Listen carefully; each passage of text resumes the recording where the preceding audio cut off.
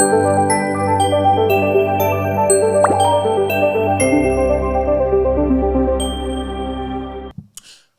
there, people of the internet. My name is Odo Jekero, and this is Dialogues with Jekero. Today, I am with Julie in the studio. We are going to be talking about marriage.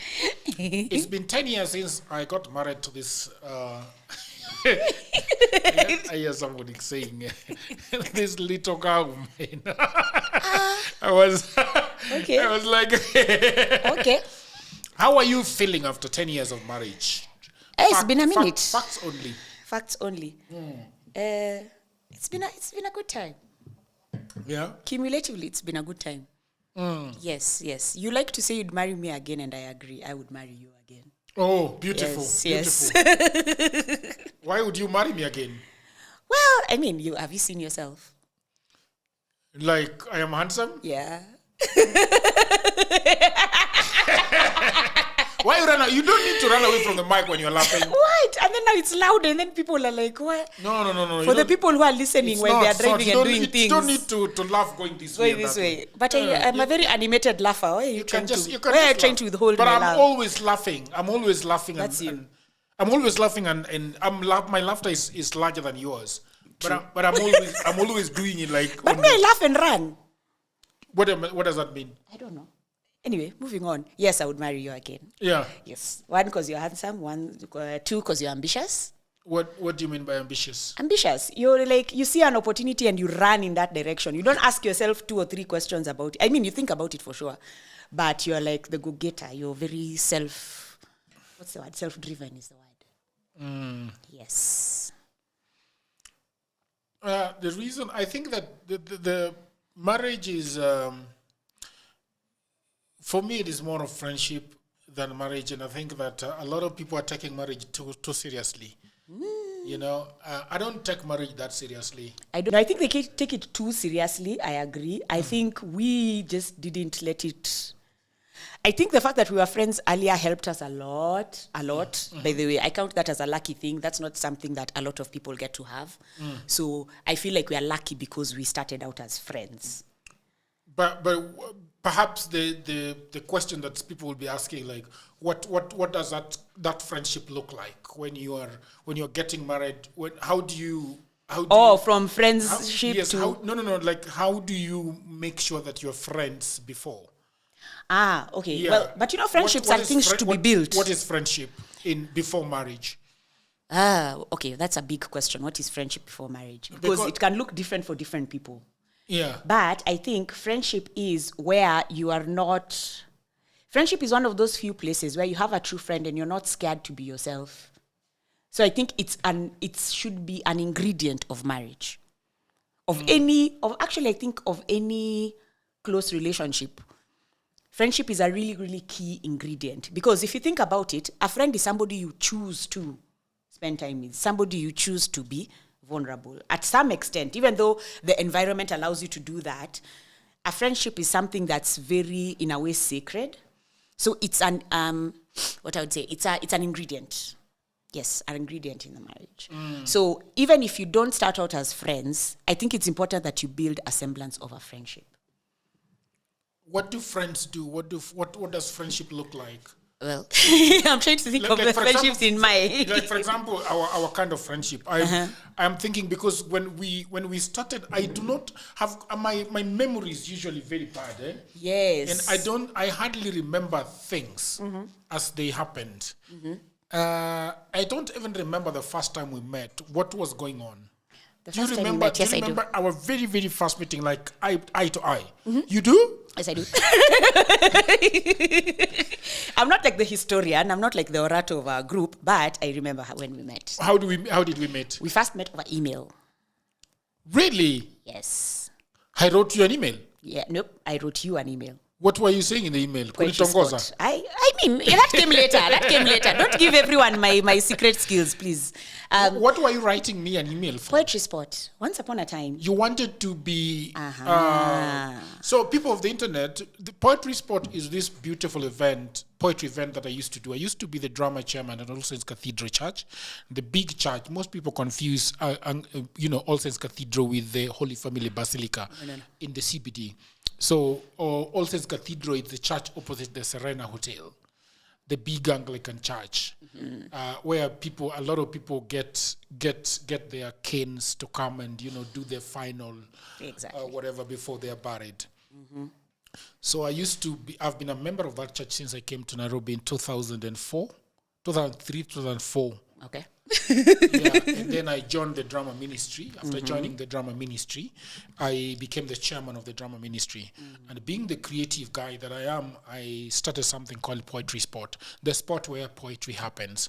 So lots of people used to come there. The thing with the reason why people were actually writing for me tell the people is because All Saints Cathedral was very cagey about what is going to be read on the pulpit. Exactly. So when we had a drama meeting with the pastors and the youth pastor, we agreed that why don't we see the poems before they come on stage, so we don't get shocked with what is going to happen on stage. So we agreed that we are going to be screening the poems before they are actually read on stage. But it's funny that happened and we still got shocked on stage. I don't think there was a lot of shocks. What happened was that for some reason, I started allowing people to be on stage without seeing their poems beforehand. Yes. And I think that was the shocker that was coming, especially one of the shocking poems was by Ahmed. Mm-hmm. At that time, Akil Mohammed. Akil Mohammed. What was his stage name? We're still using Akil, right? Akil Mohammed, yeah. So he was on stage and he sort of came in a Islamic regalia. I loved that. I still remember the color. It was a amber, sort of amber. No, I think I just remember the vibe because I was seated right in front and I remember I was emceeing that day and I was like, this is where we should be. Yeah, and he had a standing ovation kind of poetry. Yes. So a guy from the mosque suddenly on the pulpit and having a standing ovation, that was the beginning of the big difference that I had with All Saints Cathedral. Yeah. Actually allowing Akil Mohammed to be on stage so anyway, people would have to send me poems before so that we screen them and look at the swear words and all those things that are anti-Christian. And then we would allow them to be on stage. So probably that is how you actually... Not probably, that is... That is the reason why you wrote me an email.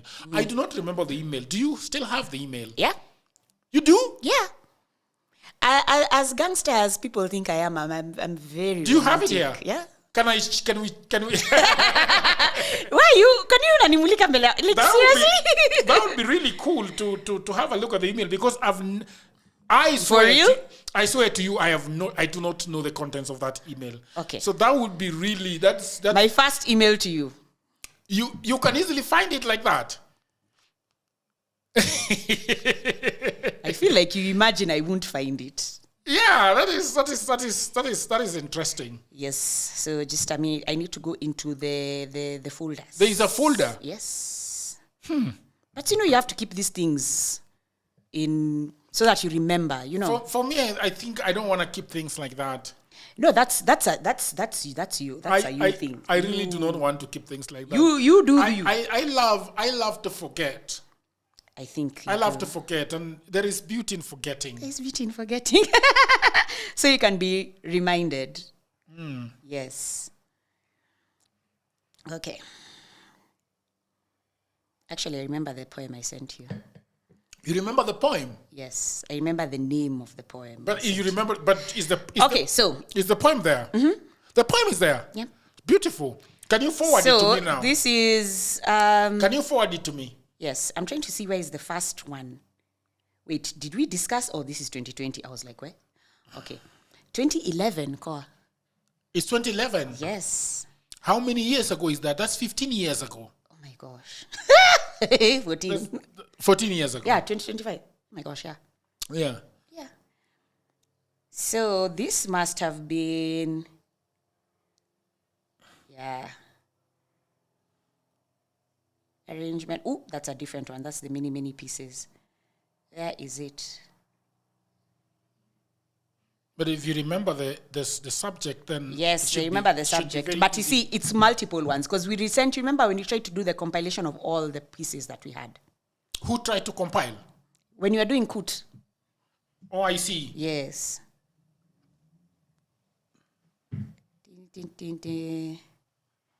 Oh, that's oh my gosh! Not me finding you, the person you were dating at the time. I was dating somebody else? Yes. At the time? At the time I met you? Yes. I wasn't dating at the time. The first poem I was not dating anybody when you sent me the first poem. No. Are you sure? I don't think so. Poetry evening. Yeah. Okay. And that was that. It had a nice name. So I forward you this, eh? Yeah, forward it to me so that we can have a look at it together. And it was very chill. There was nothing. There was nothing. It was just. Yes, there was nothing. Things started after. So this is poetry evening, poetry spot, and then now it graduated. Do you have any poem where we are exchanging anything lovey-dovey? No, at this time we weren't lovey-dovey. We were simply just getting to know each other. We were in the poetry thing. So it is true that the women will always find the person they are looking for. I mean, everyone finds the person they are looking for. It was such a short thing. Yeah. So people of the internet, this is what. This is the first conversation that I had with my wife of 10 years. Hi. Here is the poem as promised. That means that we spoke on phone. No, I think it must have been on Facebook. Yeah, but it was essentially the same day because I remember I was seated on my... Yeah. I was supposed to be working at the time. Where were you working at this time? That was, I think, Airtel Days. Airtel Days? Or other at the time it was called Celtel. I think, yes. Here's the poem as promised. Stay fabulous, Amare Poeta. Yeah. So and then the poem. This poem is very nice, actually. Is it a love poem? No, you remember this was for the church things. Yeah. You remember at the time, I used to keep my church things for you, and then I would keep the other pieces for hisia zangu. Yeah. So I am a lump of clay. I am sharpened with care. I am burnt with love. I am a fine pot. I look over from my shelf. I tip over and fall to my side. I am misshapen. I am still a pot. I look over to the ground. I stand close to the edge. I fall with a crash. I am a broken pot. I am picked with care. I am broken to smaller pieces in love. I am boiled in tears. I am no longer a pot. I am a lump of clay. I am worked and sharpened with care. I am burnt with love. I am a new pot. And some sort of you had to let me know why the meaning of this poem. Because you'd ask what the context of the poem was. And I think by that time I'd already gotten used to the environment at Hisia Zangu where you'd have to give context for your... So if somebody was supposed to critique you, you'd have context for the piece you're writing and give you proper critiques. Okay. So that was anyway, yes. So the Bible says, arise and go down to the potter's house, and there I will cause thee to hear my words. Isaiah 18, verse 3. Then I went down to the potter's house, and behold, he wrought a work on the wheels. And the vessel that he made of clay was mud in the hand of the potter. So he made it again, another vessel, as seemed good to make it. When all is said and done, we have a more than capable and loving potter.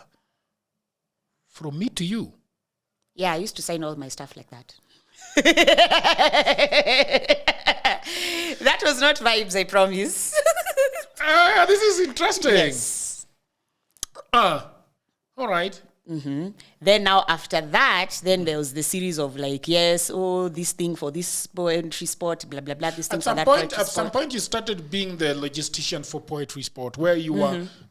I think you also started screening poems at some time, or people. Yeah, so we split them. So you'd split them around a few people, and then you'd say, you read these, you read these, you read these. Yeah. But why is it that I zeroed in on asking you to help me? Was it some sort of... no, I think that came... some sort of availability on your side, or what was going on? I think maybe yes.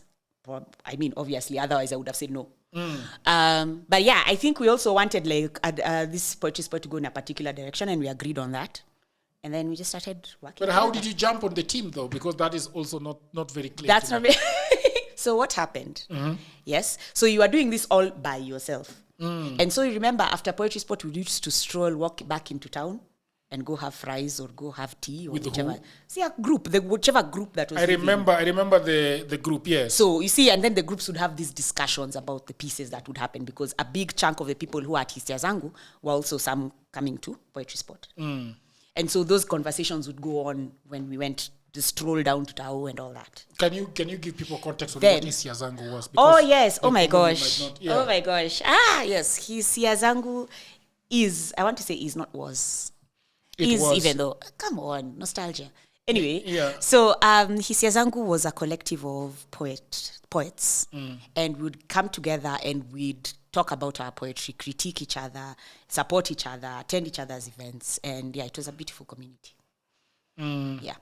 That was Hisia Zangu. Shout out to Namatsi. What happened to Namatsi, by the way? She's around. She's doing good stuff right now. She has her own line of dolls, locally made. Dolls? Yes. What are dolls? Like dolls.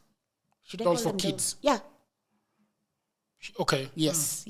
Basically, she's still involved in community work. She's still doing poetry. She's teaching kids self-reliance and things like that. So she's still very much involved in like her teacher role, mentor role. She's doing well. It's good to see. Okay. Then at some point we decided that we could fall in love. Is it? Yes. So this was way after, because remember that was way after, because by the time we were even entertaining the thoughts of like, let's try this, that must have been, I want to say 2013-ish, 2014-ish. Yeah, and I think at that point I was very disappointed in love.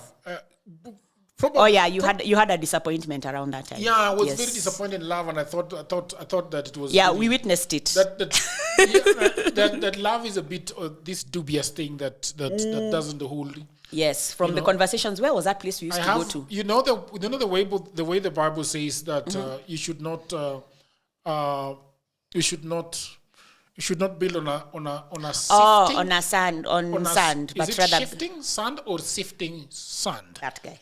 Yeah. Yes. Don't build your foundation in the sand, basically, where it can be blown and tossed. Yeah, blah, blah, blah. and I have a feeling that love is a feeling that is built on sand most of the time. It can be. But that's what I'm saying. Don't you think so? Yeah. It can be. That's what I'm saying. What are your foundations? That's why I feel like what we're talking, going back to what we're saying about friendship. Friendship, I feel, is an ingredient, because you have to like the person you're going to be hanging out with. Because, you can love them, but you also have to like them to some extent. Like the way they look. No, just like them as a human being. When you think about somebody, you say, I like that person. That person is a nice person. I can hang out with that person without feeling like I have wasted my day.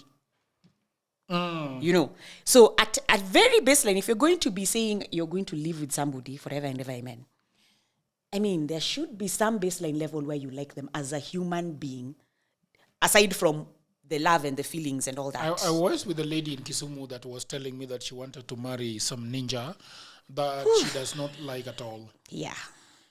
Trouble.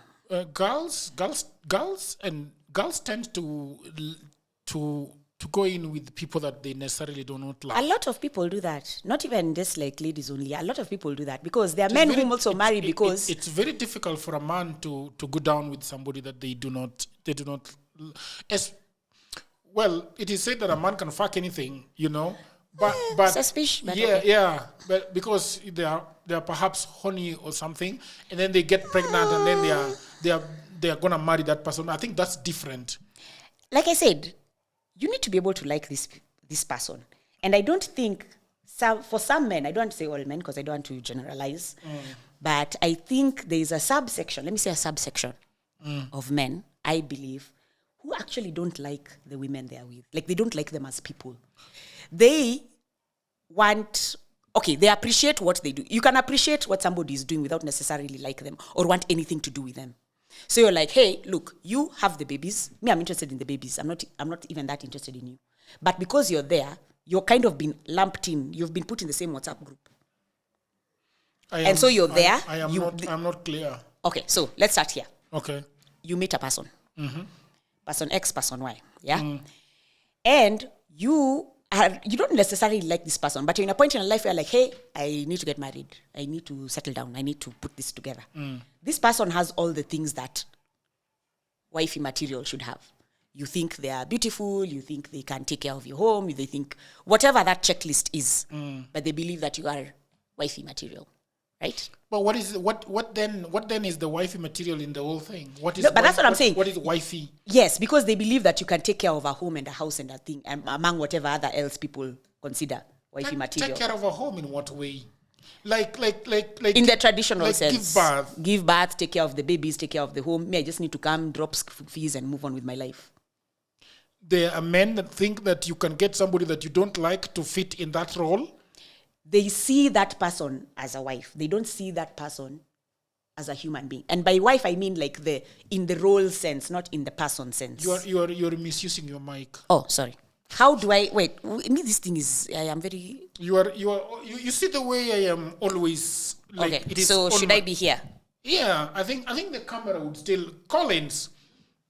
Am I still? Yeah. Because I feel like I need to nini outside. No, but you're seeing me, so yeah. I'm wondering why. I don't know. It's a weird thing. I'm not used to working around mics. This is a strange. If Julie's looking at me like this, how is the camera like? Is this okay?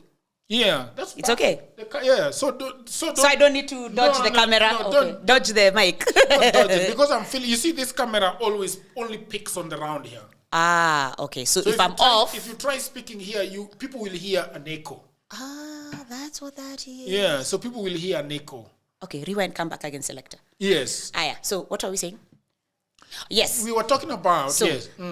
There are people, and the same goes for a subsection of women. Like, I think we are not being kind to each other generally. But anyway, it's that you see this person for what they can provide to you.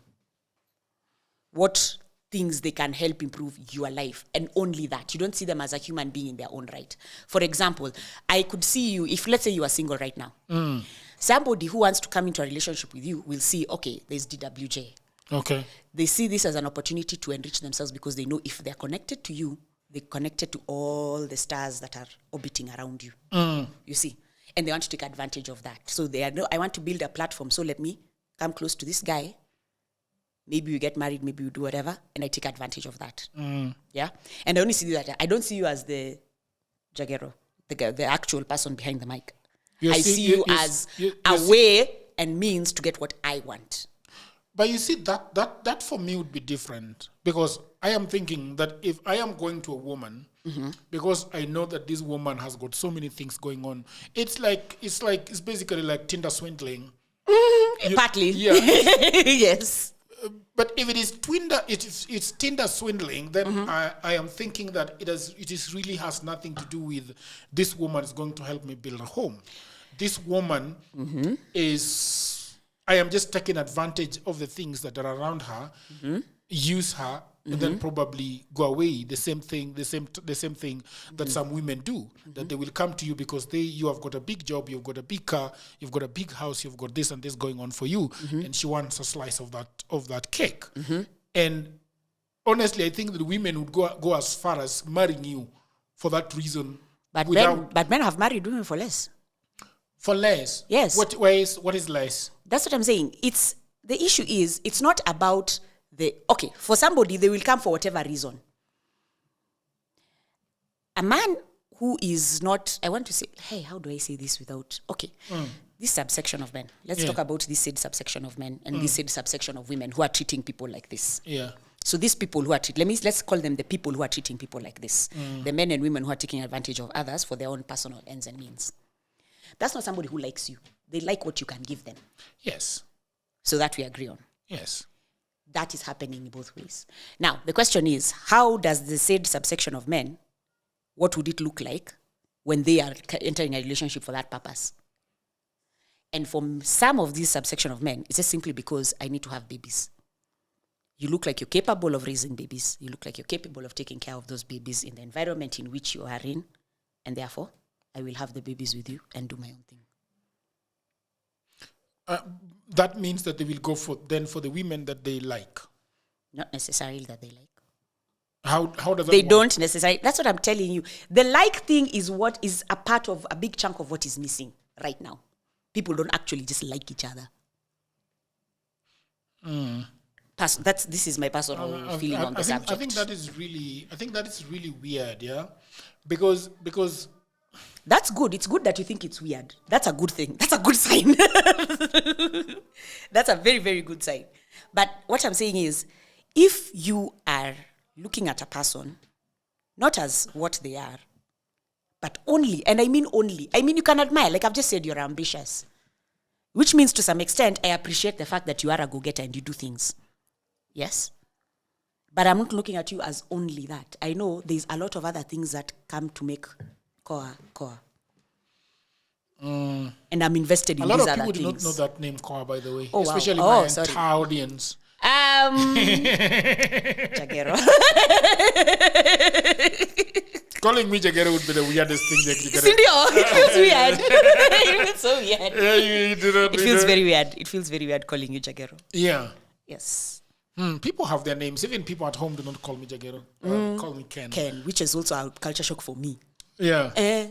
They call me different things, and I love it like that. Whichever what I am in, I am always a type of fish. You know. At some point, we get to know each other, and we start dating. I think a lot of people.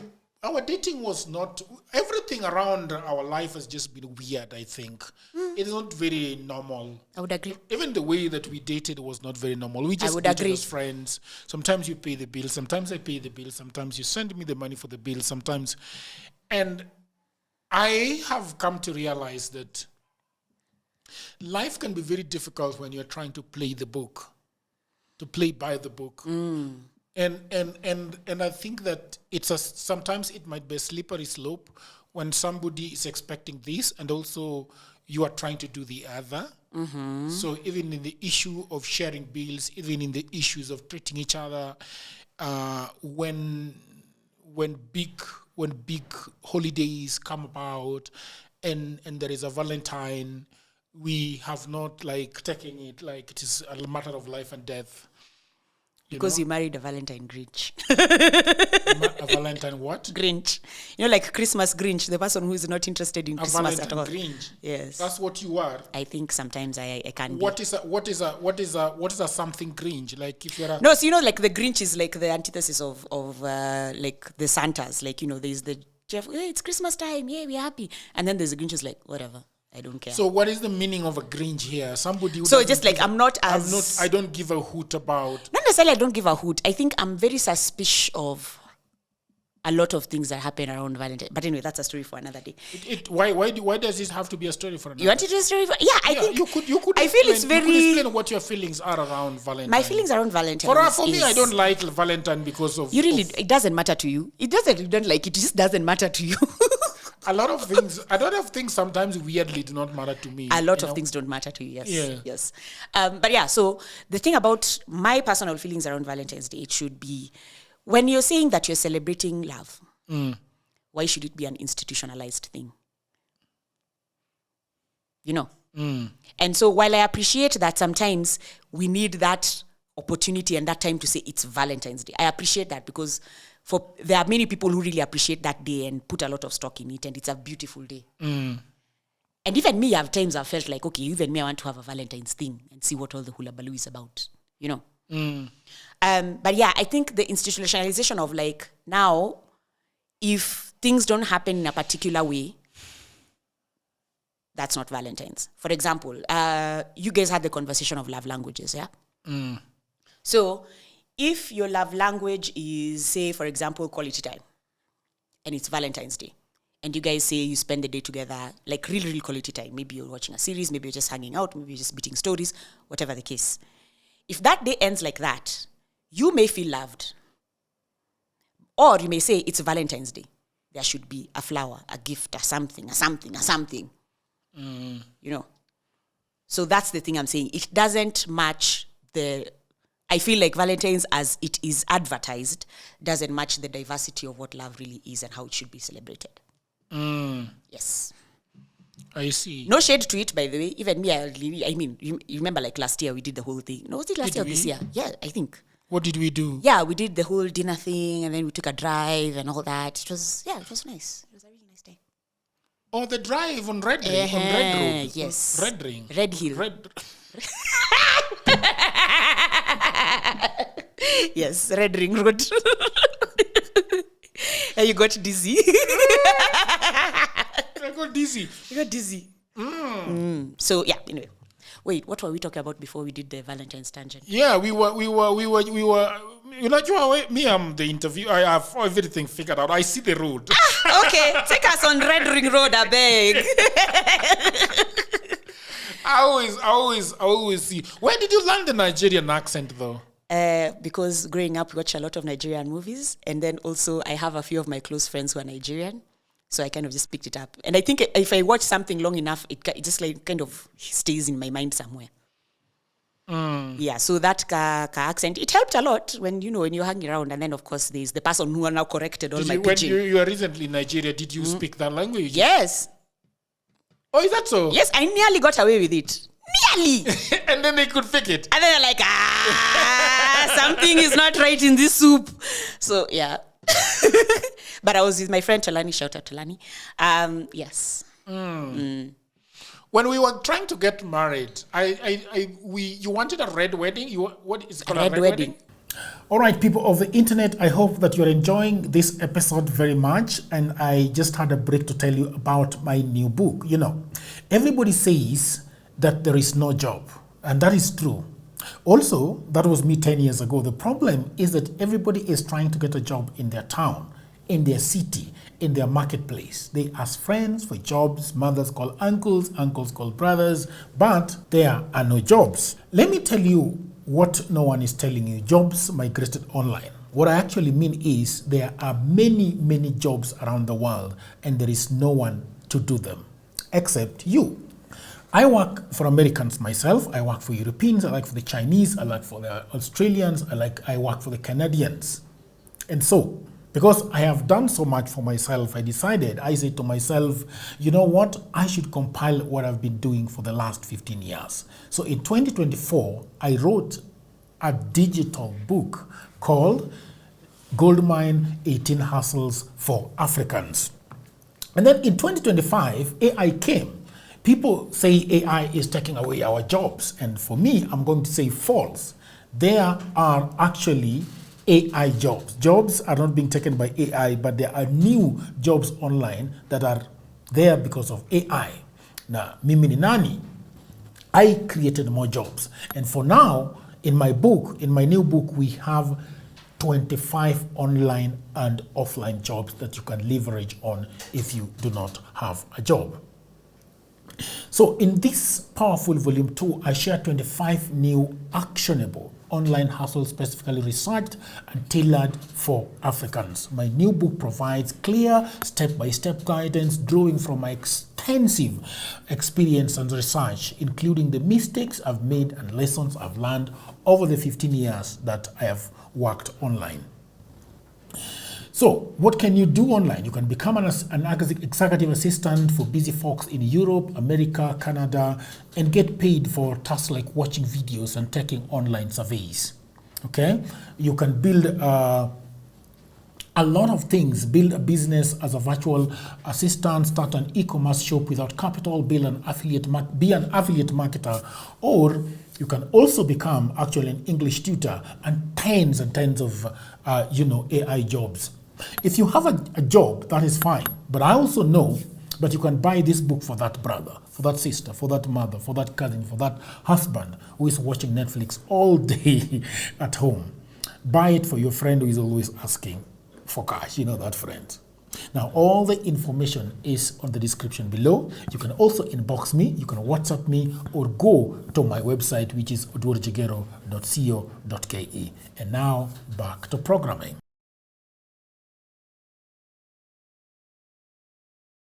What in the Game of Thrones is going on here on this day? It's a red wedding? Hey, no, I do not want a red. What? I do not want a red wedding. No, you wanted what is it called? A church wedding? It's called No, what? I did not. I wanted nothing of the sort. I don't know who's been spreading this rumor of telling you that that you imagined that I wanted a white wedding. I didn't. I wanted nothing of the sort. You are not somebody that likes a white wedding. I wasn't even sure I was going to get married, let alone whether to decide which kind of wedding I was going to have. Why were you not into marriage? Marriage became Why were you not into marriage? Marriage became. I didn't think I was cut out for it, to be honest. But what were you seeing? Because exactly that. You see, for me, in as far as marriage is concerned, I knew that my parents' marriage was not a good marriage. Mm-hmm. I could see that. But at some point, it did not click that I am going to have a marriage, and my marriage is...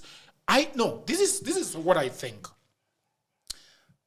In my head, I did not have this feeling that my marriage is going to look like my parents' marriage.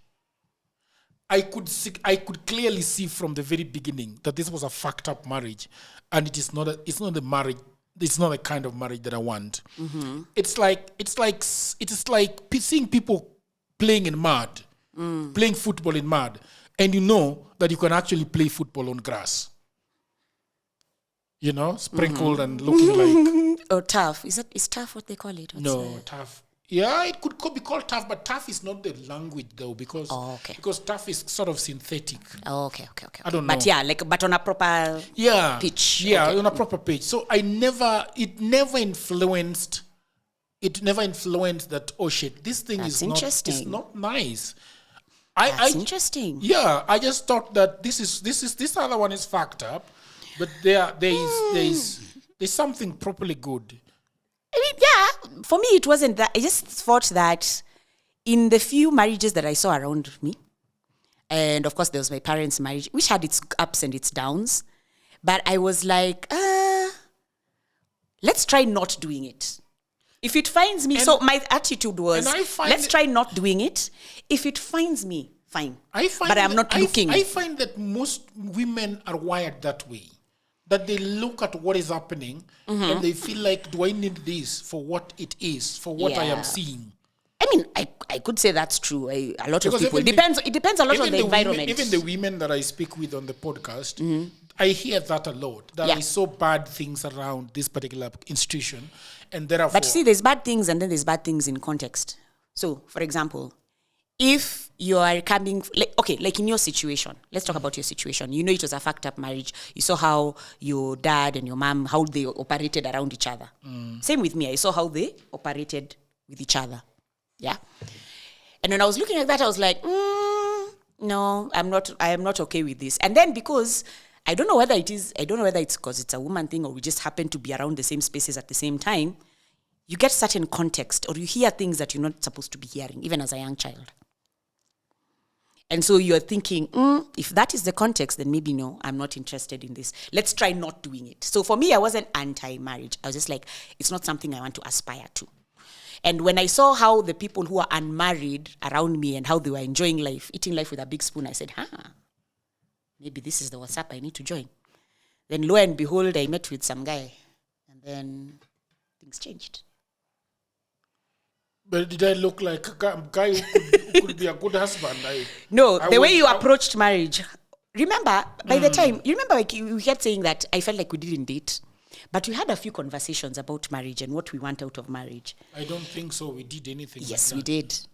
Yes, what? I remember sitting in Tasia, in that couch, and we were seated and we had, I think we had, was it The Bachelor? No, there was something else going on. And then we started this conversation about marriage. TV? Well, at the time, there was a TV in there.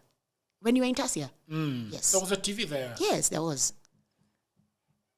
Yes, that's even where you got the mattress. Which mattress? The mattress. Oh my gosh, you've forgotten all this. What? Okay, so I'll remind you after the podcast. Anyhow, so when we are having those conversations... Where I got a mattress is such a big deal. It was a milestone moment at the time.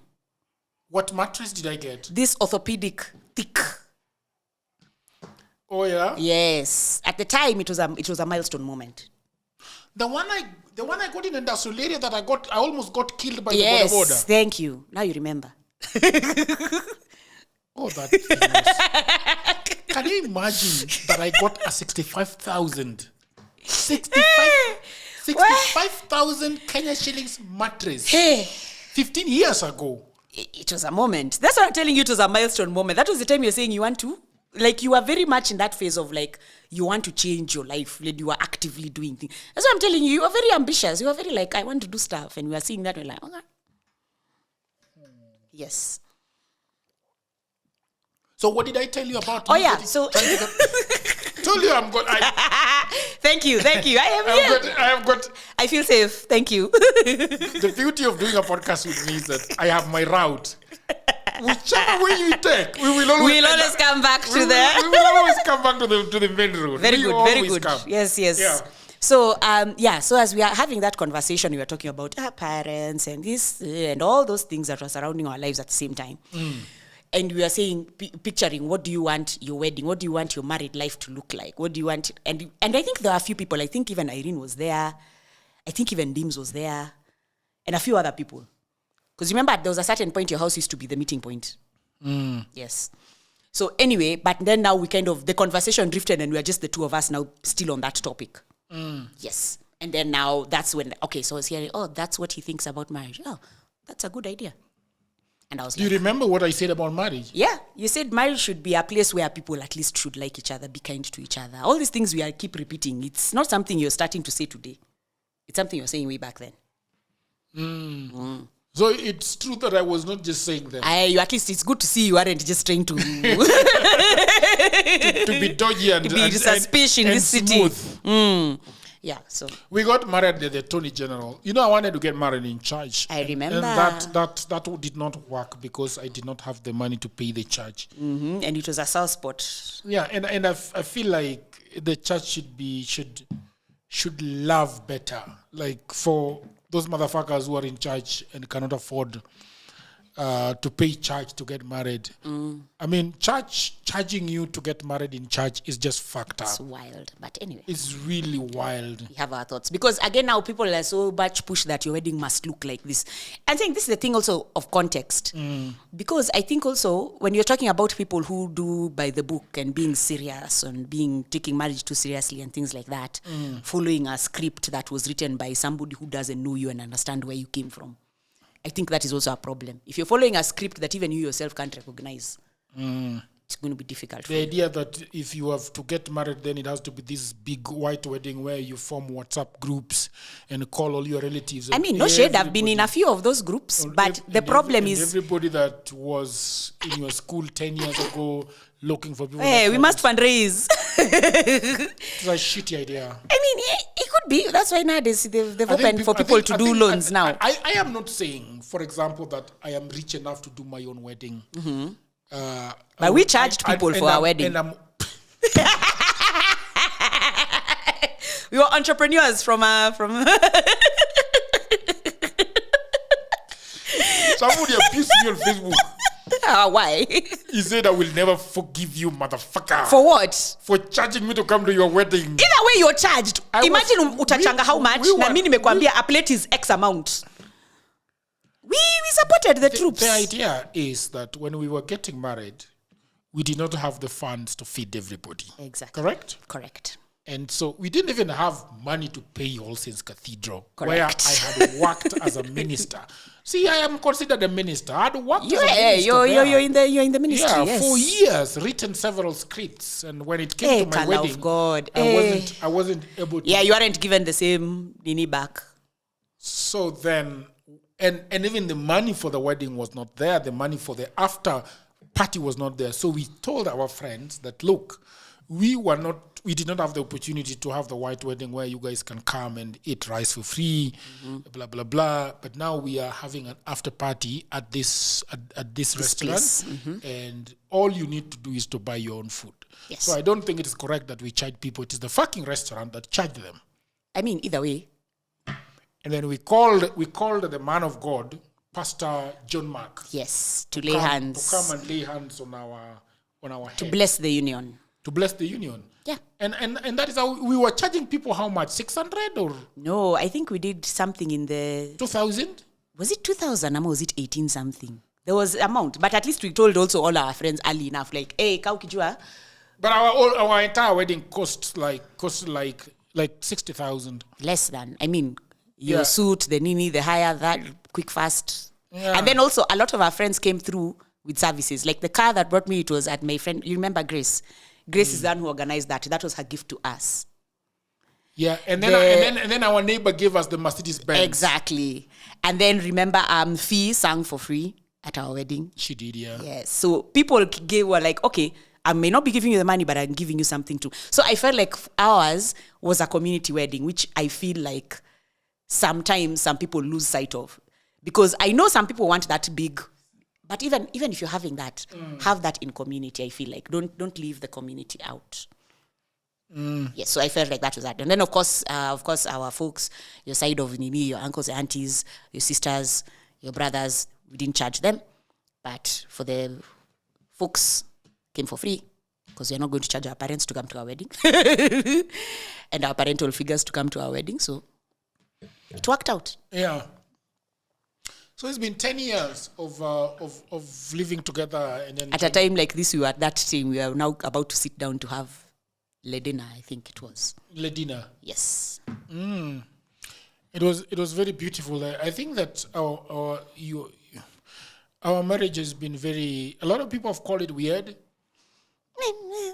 Because thank you. For one, we are not very lovey-dovey kind of couple. Is it that I'm denying you some lovey-dovey type of thing, or is just no, I think our lovey-dovey is very like secret lovey-dovey. It's not necessarily the outward-facing lovey-dovey. Yes. You don't post me on social media. Why? Do you have feelings about that? I do not.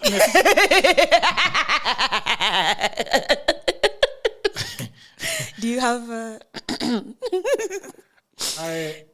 To the contrary. To the contrary. No, I think I say every now and then I post you. Every now and then you post me. It's not like we must post each other for but this. But I also don't follow you that much on social media. We don't follow each other at all. We barely follow each other. Like me, I'll come to hear later. Oh, you did a thing. What do you think about that? What do you think about people always on social media with their loved ones and showing off and doing all these kinds? People express love in different ways. Some people need to be on it. Yeah. Yes. Other people can love from a distance. So I don't try to judge, like, if you are in each other's posts, you're posting each other all the time. I mean, if that is the way you guys operate, please feel your oats. Do your thing. Me, I'm not here to tell you don't post each other. That not whether you post each other or you don't post each other, there are other issues involved. It's not about the posting. It's something else. Yes. Posting is usually, it's either it's its own thing or it's a symptom of something else, or it's whichever the case. If you guys feel like you want to post each other every day, please post.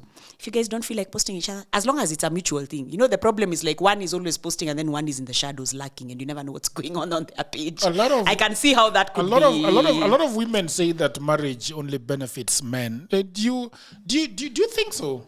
I think it benefits men more than it benefits women. Fuck. Yeah. Yes. Sorry. Yes. But yeah. I do not agree. I know you don't agree. That's okay. It's okay to not agree. But like I said, like I am looking around. I'm looking at the evidence around me, and I'm looking like. I think that because we also don't have a lot of children, and you don't have a lot of that. Listen, the question. What is the question you asked?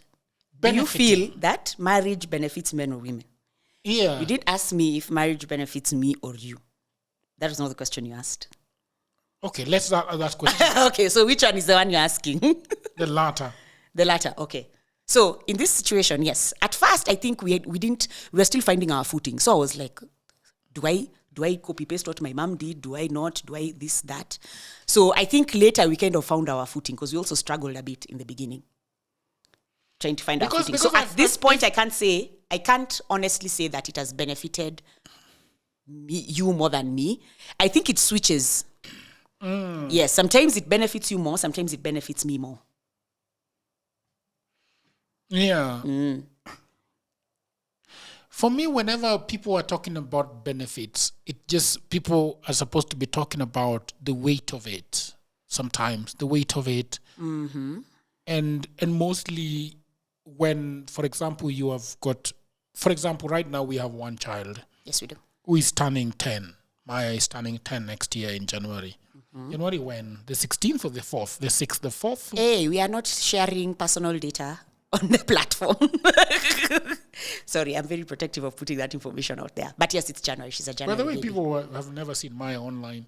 A few have spotted her. We have agreed that she will be online at when she wants to put herself online. When she wants to. I mean, when she's grown you have changed the goalpost. She's getting interested. We agreed that it's 10 years. We agreed at 10. Who's changing the goalpost? I think we have overly influenced her to the point that now she's kind of now thinking about whether or not she wants. Because even when they take photos of her at school, she asks, where is this photo going before she jumps in? Which I like. But like she's being involved in things are not just happening to her. She's actually yes. So anyway, so when she's ready to go online, I think that is the time because we also don't want to push her. So for me, I think that when there are so many children in the house, it tends to benefit men more because of the magnitude of work and the magnitude of feelings that you have to really dispense a lot of feelings and love, and mostly women dispense a lot towards their children. So I have a problem with that statement. This is the problem I have with it. Why do we assume that it's the woman's job to take on a lot of that weight? This is why we say, this is part of the reason why a lot of people say marriage benefits men more. And that is why, for some reason, it is, women, I feel like women sometimes get into a situation and then they think that somebody has put them in that situation. If I go with you to visit a friend, when time comes to take the dishes to the kitchen, you'll jump onto the opportunity to take it. Nobody asked you. But you see, but the men would just say it. I mean, fuck. You gave me food. Wait. Fuck off with your plate. Fuck off with your plate. But women would feel like I need to help. Yeah. Why is that? Why do women feel like they need to help? I don't know. Allow me to just reverse this. Why do women feel like they have to? And that's the thing. And expectation, perhaps? Socialization. Expectation by who? By the society. By who? Okay, so we are in this room. And the society mightn't actually be the men in the society. It could be the women in the society. So let me ask you, if you're around with other men, and they're seated and they're eating, or rather, if a group of men came to visit us in the house, if I am not the one taking away the plates and I'm seated, how would those other men view me? If I am like that, in that situation, would those men view me as a good wife? No, as a terrible one. Aha, why? Because I did not take the plates to the kitchen. Because a good wife does what? Takes the plates to the kitchen. Now you see the problem. So this is the issue. The issue is that... But...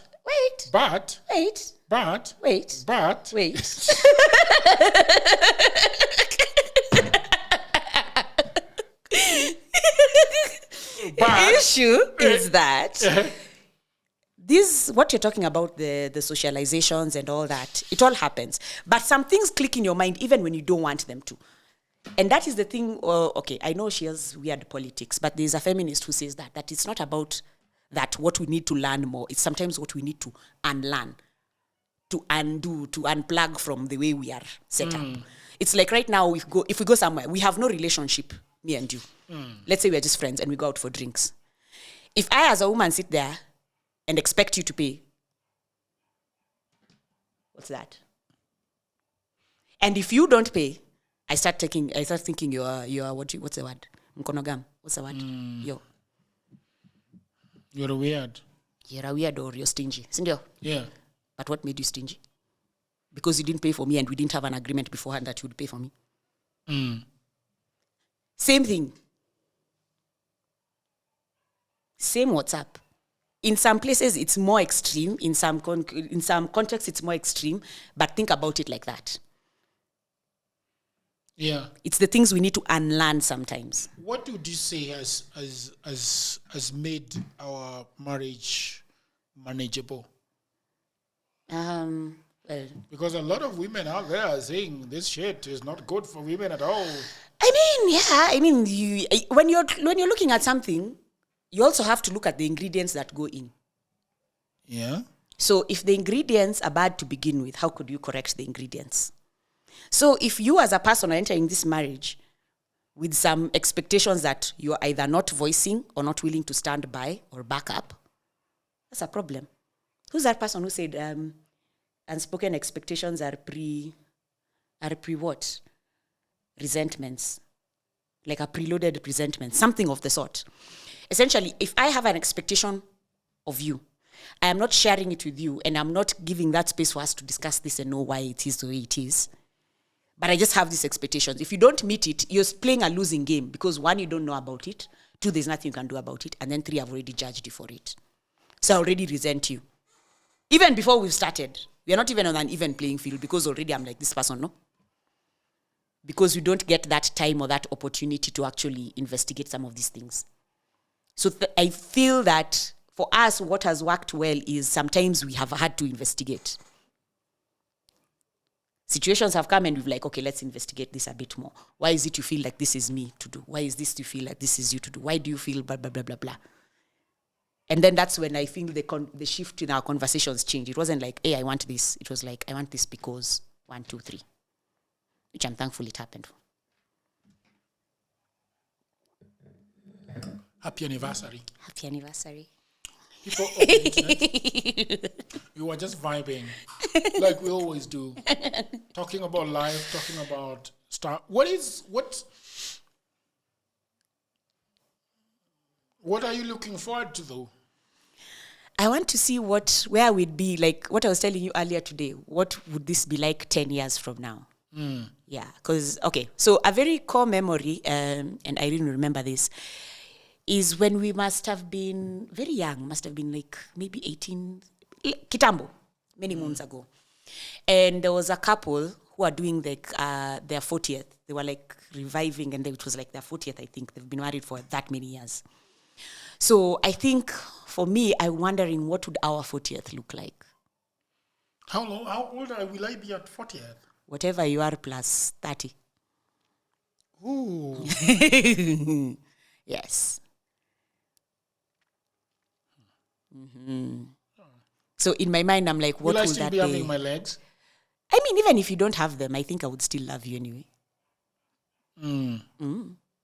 I have a feeling that I've got very weak body. I wouldn't say weak body. I think, let's look at the background. Let's look at the evidence. Okay. Do you have a weak body, or did your body go through some stuff? And now it is like, hey, you guy, we've done a lot. It's time to take it easy. I feel like it is the issue of my food has been a constant thorn in my flesh. It has. And it's been bothered me a lot. Denied me a lot of good things in life, especially my traveling. I really love traveling, but every time I travel, thorns and needles. You know? But, I am always happy that, so I asked a police officer when we went for the match, Goldmine, Harambee Stars versus Madagascar. And I asked the police officer, how does a handicapped person come to this match? It is impossible. But I was there. So I'm a lucky motherfucker. You're a lucky motherfucker. I would agree with that sentiment. Yeah. So thank you for being a good friend. Thank you for being a lovely woman. You've got a very good character. Oh, thank you. The character is good. The character is good. Thank you. People of the internet, thank you very much. This was me and Julie talking about our 15-year relationship. Yeah. 15 thereabout. Yeah. 10 years in marriage. 1 child. Yep. No dog, no cat. We have had a dog. We had a cat that passed. Yeah, and our dog passed again. We've been through a lot. Yeah, the dog passed. Until another. Please consider. Thank you very much for allowing us to reach 100,000 subscribers. Yes, thank you. 500,000 subscribers on Facebook. We are almost at 500,000 on TikTok. Get us to 500,000. We are at almost 100,000 DWJ Europe. We are almost at 30,000 Instagram. We are all over the internet. If you are a brand that is looking to show people what you've got, there is no any other place like DWJ. Reach out to me, talk to me, tell me, Jagero, how can I make this? How can you make my brand be known? Because you know what you don't know about DWJ is that it is driven by Uturi Jagero. I do magic at marketing. Yes, you do. Take advantage of me and thank me later. Till another episode. Bye for now. I'm Batman.